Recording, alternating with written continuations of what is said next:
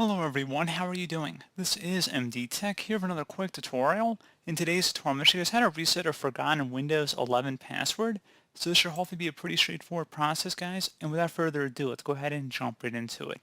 First thing I recommend doing, guys, would be to go ahead and locate a Windows 11 ISO file. So if you need to go ahead and download that from the Microsoft website, I'll have a link in the description of the video.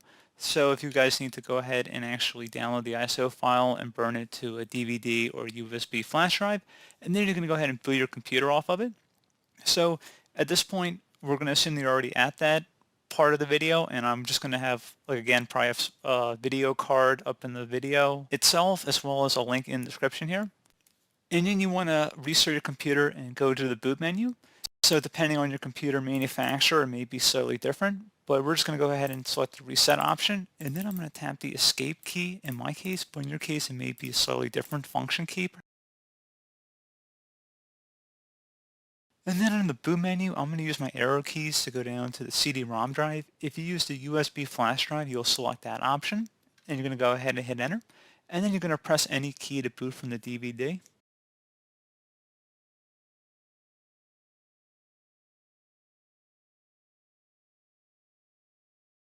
And now you're going to hold down the Shift and the F10 key on your keyboard at the same time. So again, hold down the Shift and the F10.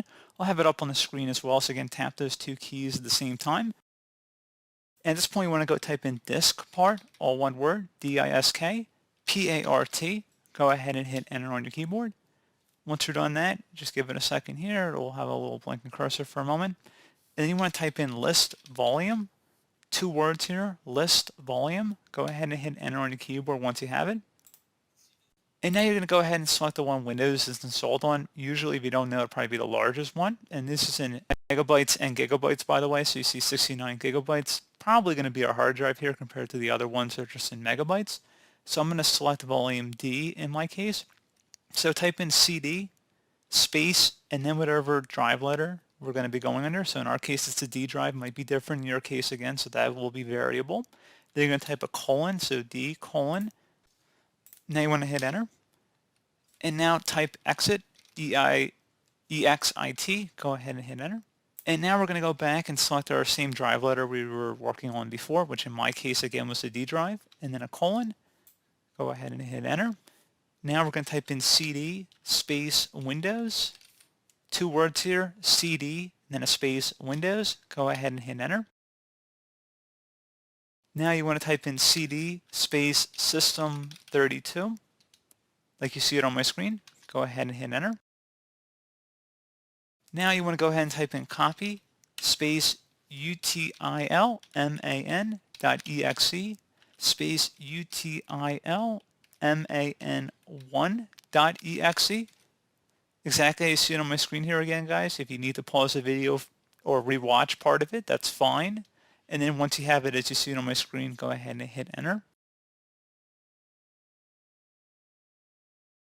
Should say one file copied if you did it correctly. Next thing we're going to do is type in copy space cmd.exe space cmd1.exe. Go ahead and hit enter. Should also come back of one file copied. Now you want to go type in del space utilman.exe. Again, exactly how you see on my screen here. So del space utilman.exe. Go ahead and hit enter on your keyboard. And now we're going to go ahead and type in rename space cmd.exe space utilman.exe. Go ahead and hit enter. And then you want to just go ahead and type in exit. Go ahead and hit enter. And now at this point, close out of the Windows Setup Wizard here. Select yes to cancel the installation, and it should boot us back into Windows here.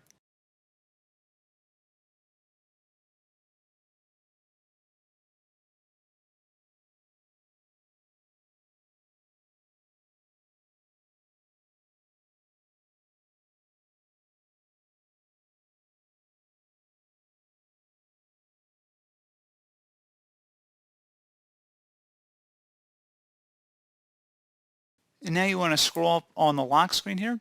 should be a little accessibility icon. Just go ahead and left click on that. So now you would click on this little accessibility button down the bottom right. Unfortunately, for some reason, I cannot explain. It is not working properly on my Windows 11 computer here. So this would normally be like the ease of access accessibility button, but it just has not worked right for me since I have installed the beta version of Windows 11 a couple months ago. It still doesn't work on my system, but I am going to go ahead and actually cut back to a Windows 10 password reset. All the steps are the same basically, and I'll just splice it in on this page and then we'll let the tutorial wrap up at that point. But again, this is pretty much, it's the exact same process. You'll type in exactly what I'm going to show on the screen. And I'm just going to go ahead and insert that to finish off the video here. Again, it's the same commands, just follow along with exactly what I show on the screen, and you guys should be good to go. And instead of it being a circle icon like the video is going to show on Windows 10, you're going to select this little person icon. That's a little accessibility icon down here. When you're on a screen that appears like this, you want to go down to the ease of access icon down here where it looks like a little clock. It should be the middle icon.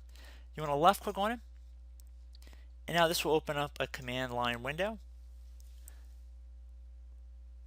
And now you want to type in control space user passwords 2, and then once you're done doing that, you want to hit enter.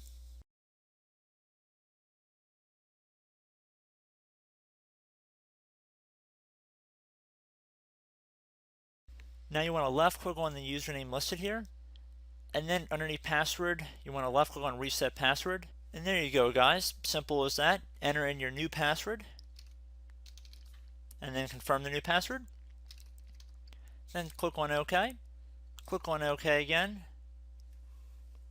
and then you can close out of this command line window, type in your new password, and there we go guys, the computer should log us into Windows. So I should note, if you are not using a local account and you're using a Microsoft account, instead of doing what we showed in this tutorial, a little bit of a modification, you want to type into the command line window when we're back in the troubleshooting view, you want to type in net user administrator active. So again, net user administrator active, and then this will create an administrator account that is visible to you, and I recommend signing into that account. And then you can go in and delete the other email account if you're unable to get in. So it's pretty easy to do that, and you would be able to probably change the password of the other account once you sign in with the administrative account. So that's for the Microsoft account method. But I do hope this brief video was able to help you guys out. And as always, thank you guys for watching, and I look forward to catching you all in the next tutorial. Goodbye.